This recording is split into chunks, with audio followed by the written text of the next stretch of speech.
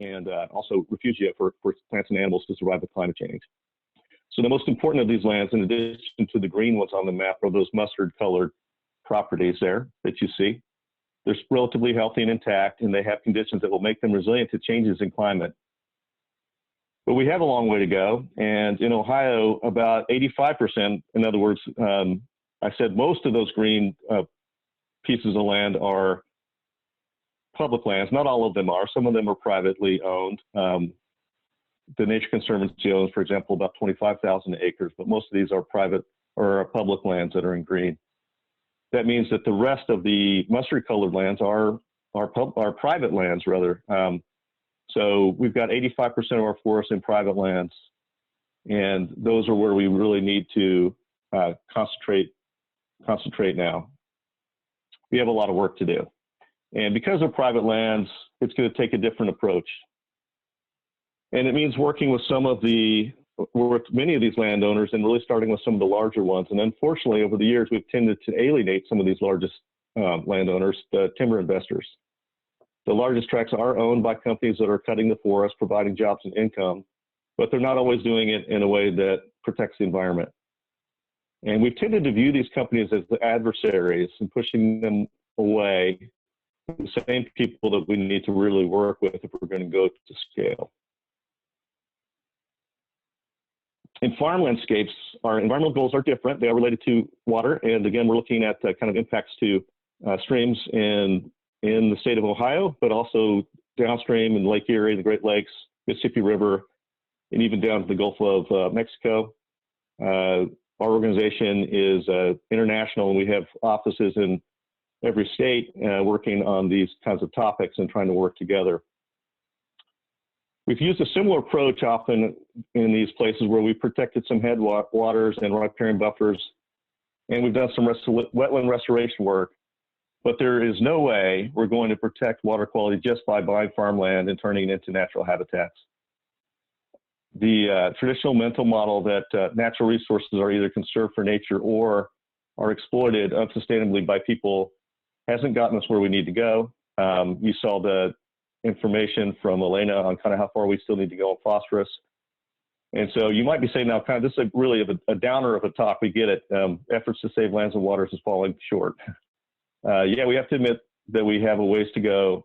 We've been successful on relatively small scales, but not at the larger scales that are needed. And those strategic purchase of some land still makes sense, particularly those that are marginal for agriculture and well placed for intercepting and cleaning runoff. Having land conservation and restoration as your only tool is really a non-starter. Even if you wanted to do it, the costs are exorbitant, and it really isn't the right thing to do socially or economically. Farming is a large part of Ohio's history and culture. It provides jobs and income, and we need food and fuels, and these grow well in Ohio. So to really make a difference, in addition to conservation practices at the edges of fields and downstream, the way that food is grown needs to change, and that means that farmers are at the core of that.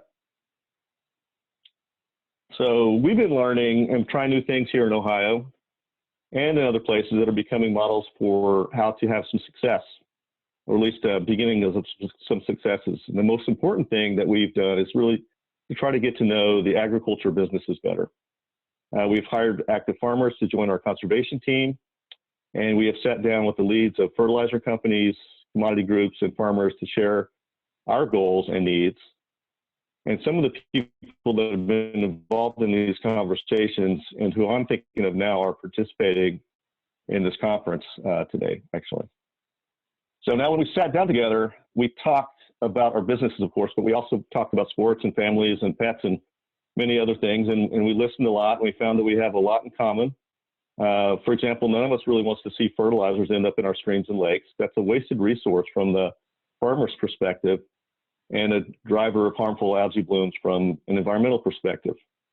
For the companies that sell the fertilizers, one of their initial motivations rather for talking was to avoid mandates, to avoid being regulated.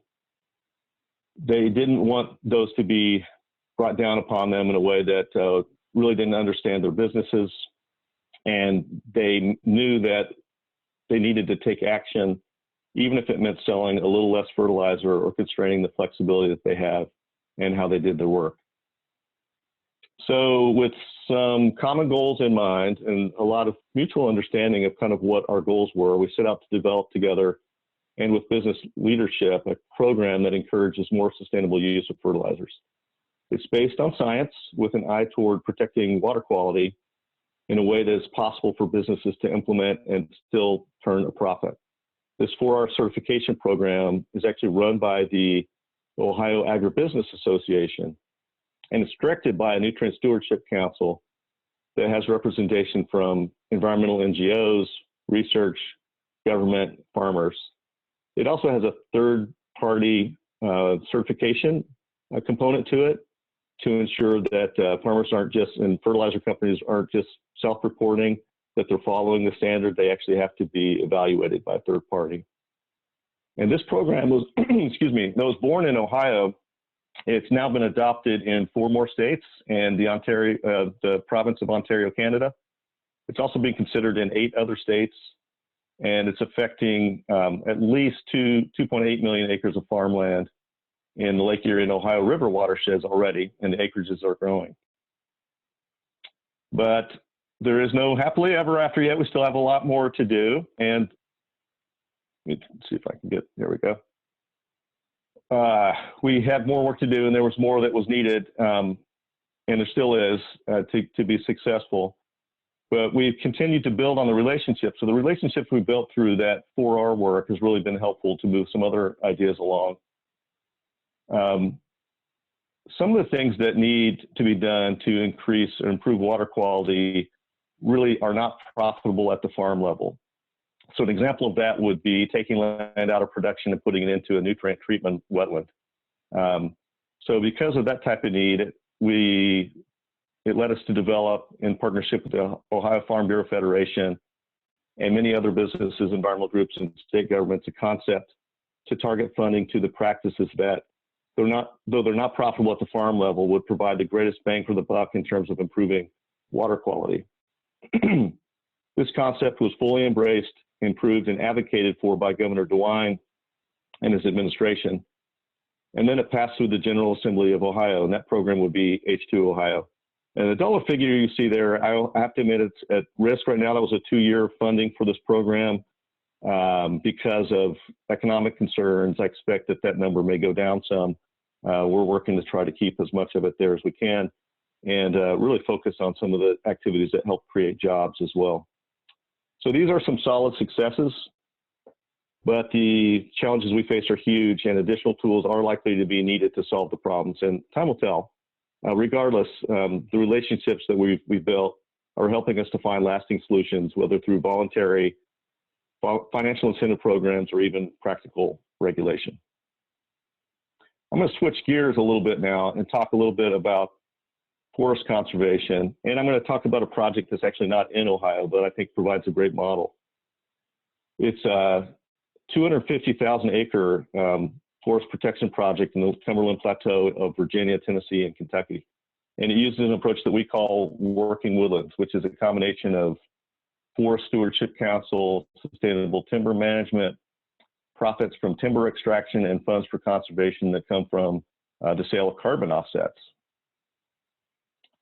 We were able to get this project done through the support of impact investors. We're looking for $130 million of investment from investors that are interested in not only financial return, but ecological benefits. And the real kicker for this project are the carbon sales. The offsets are to be sold in a market that's driven by a cap and trade program in the state of California that allows forestry offsets, and the kind of sustainable forestry coupled with new carbon markets and the resilience science offers opportunities for that market. That's the case with stream and wetland mitigation, endangered species habitat banks, water quality trades, and carbon offsets. Regulations do have a role in sustainability, for example, by creating these environmental markets for both public and private landowners, for nonprofit and for-profit businesses alike.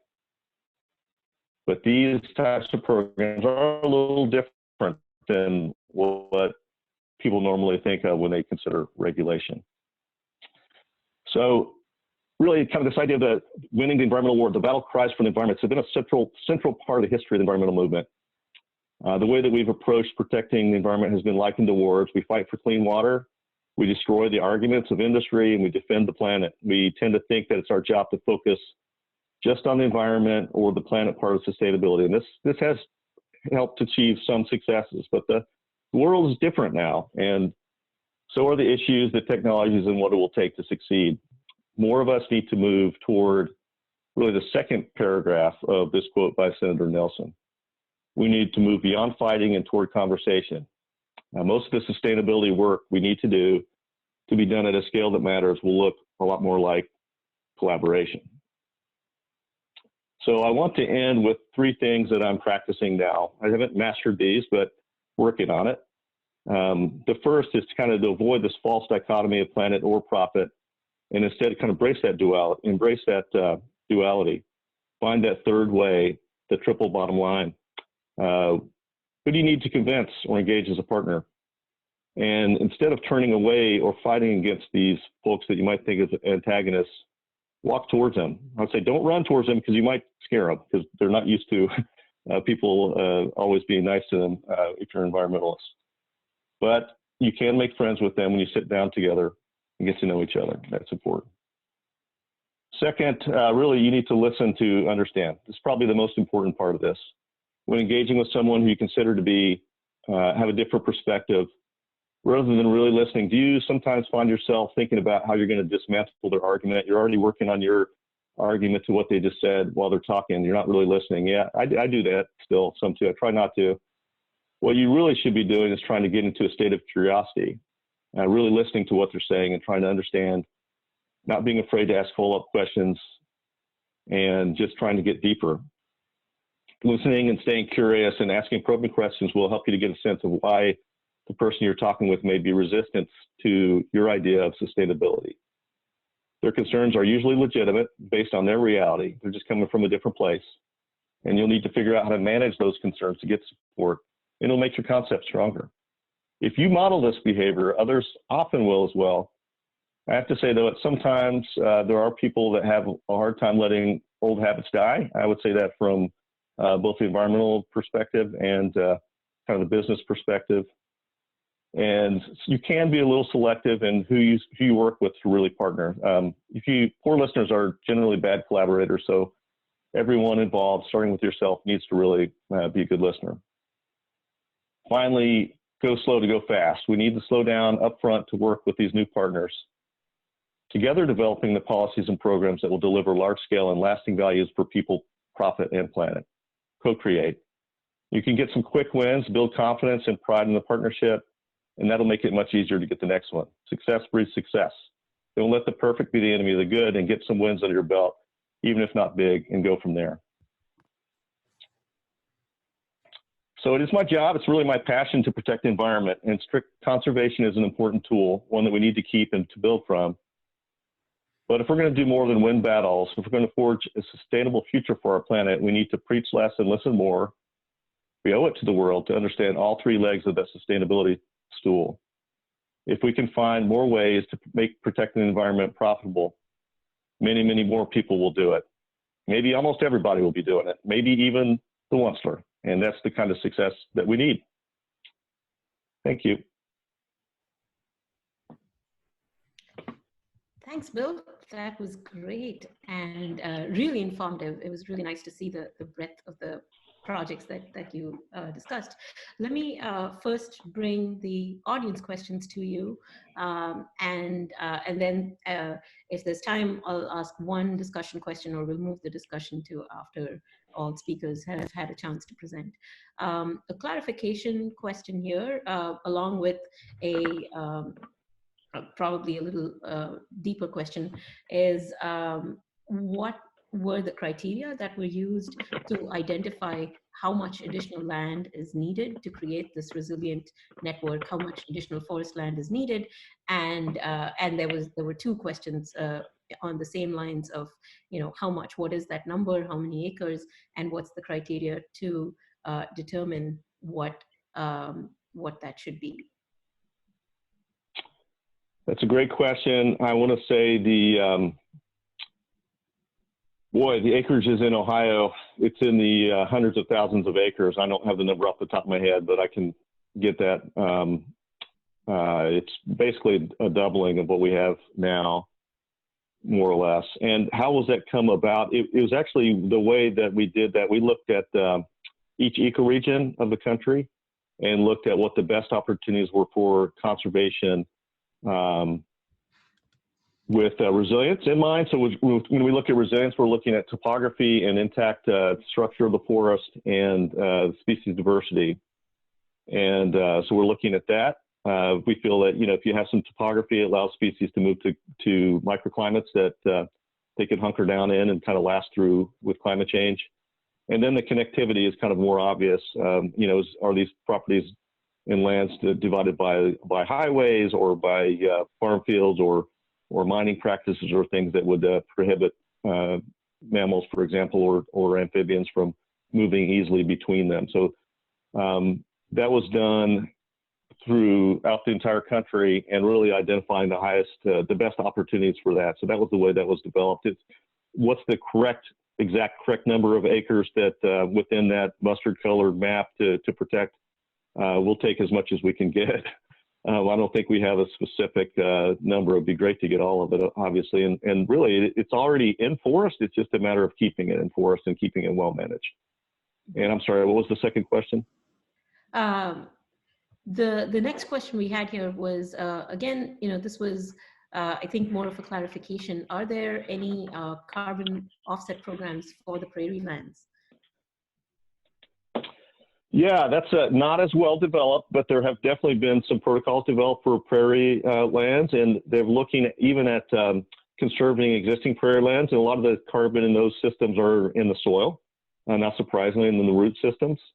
It's been harder to, frankly, because a lot of the biomass or the soil carbon, or the carbon rather, and the biomass, frankly, is below ground.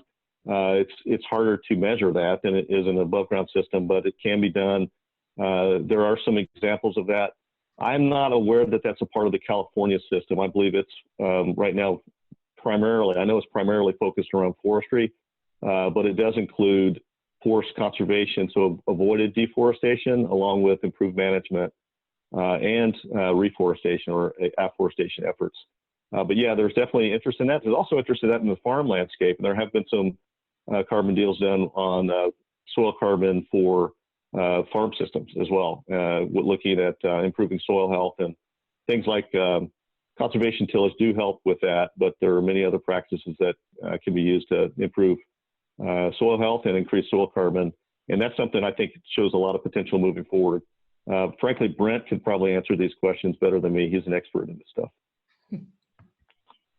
I will keep some of the more discussion type questions for the panel discussion at the end, because I'm sure it would be great to get some input from all our panelists. The last question before we move over to Chris is about livestock. So there's all these examples about farming, the use of phosphorus, and so on. What kind of role does livestock management have in this resilience and sustainability for Ohio? Yeah, it's an interesting question. Of course, manure is a type of fertilizer, so that's something that we're looking at already through the programs that we're working on, is really treating it like other fertilizers, if you will, in a lot of ways in terms of the 4 Rs. And, do you really need to apply manure on this property? Does it need the nutrients? There are a lot of challenges with manure management because of the weight of it and the cost of transportation and just the cost of that. So that's something, I'll be honest, we certainly haven't cracked yet. There's a lot of interest in it. There's a lot of interest in kind of that combination of using manure, thinking about it as a fuel source too, right? With digesters and power generation from manure. So yeah, it's a fairly, there's lots of ways to answer that question. It's a fairly complex answer, I think. And I believe it's one that certainly it's rising in importance, because as we get a better handle on the manufactured fertilizers, and dealing with them, the importance of manure relative to those is increasing, if you will, and figuring out how to manage that issue. So I think it's on the list for sure. A lot of people are thinking about it, working on it, but not solved yet. Mm-hmm. Well, it's hard to imagine that any of these questions are not complex to answer. So I will come back to trying to tie this together after hearing Chris's talk. So